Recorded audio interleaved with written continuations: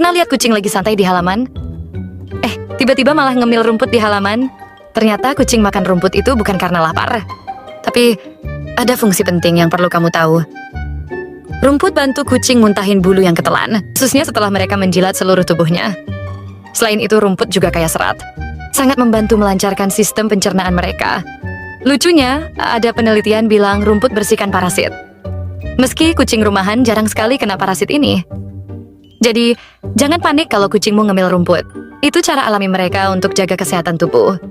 Kucingmu pernah kelihatan makan rumput juga? Yo, ceritain pengalamanmu di kolom komentar ya.